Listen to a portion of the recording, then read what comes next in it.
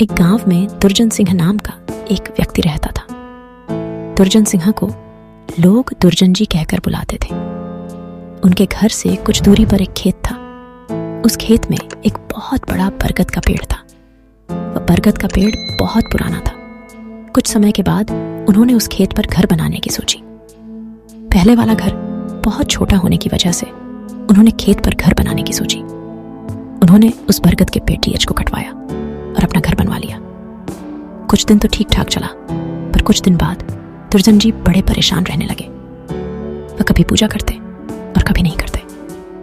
उनकी बीवी ने उनके बदले स्वभाव को देखकर पूछा कि तुम आजकल पूजा नहीं करते हो और आजकल बदले बदले से रहते हो, कभी बच्चों को डांटते रहते हो, तुम्हें हुआ क्या है?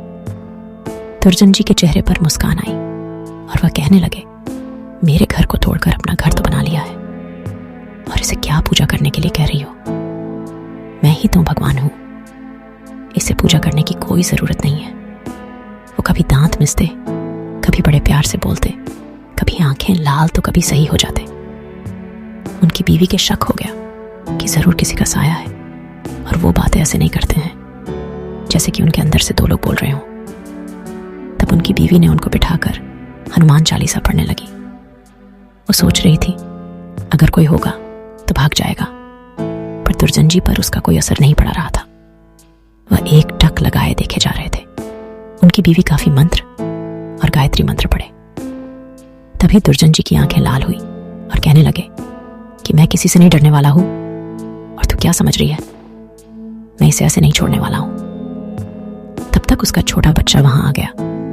दुर्जन जी ने उसे जोर से पकड़कर अपनी तरफ खींच लिया और ऐसा लग रहा था कि उसके सिर को कच्चा ही चबा जाएंगे। उसकी मम्मी बोली कि बच्चे को छोड़ दो, इसने क्या तुम्हारा बिगाड़ा है? दुर्जन जी की पत्नी ने अपने बच्चे को अपनी तरफ खींच लिया। उसने फिर पूछा, तुम कौन हो और मेरे पति के अंदर क्यों आए हो? आप हमसे क्या चाहते हो? आप हो कौन? तब उसने कहा कि अगर अपना भला चाहती हो तो बरगद के पेड़ लगाओ, जितना भी हो सके पेड़ लगाओ, फिर मैं बताऊंगा कि मैं कौन हूं और फिर मैं चला जाऊंगा। तब दुर्जन जी की बीवी ने 101 पेड़ बरगद के लगाए। एक दिन उसकी पत्नी ने देखा कि आज दुर्जन जी सुबह उठकर पूजा पाठ करके आ चुके हैं। तब दुर्जन जी के अंदर जो साया था उसने बोला, मैं तुम्हारे पति को आज छोड़ के जा रहा हूं, तुम सदा सुखी रहो, तुम्हारे आचार विचार बहुत अच्छे हैं।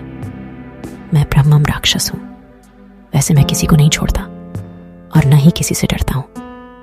तुम्हारे पति ने मेरे बरगद को काट दिया था जिस पर मैं हजारों सालों से रह रहा था। मुझे गुस्सा तो आया, पर मैं तुम्हारी अच्छाई के कारण मैं इन्हें छोड़कर जा रहा हूं। तब दुर्जन जी अचानक सही हो गए। दुर्जन जी की बीवी की आंखों से आंसू निकल आए।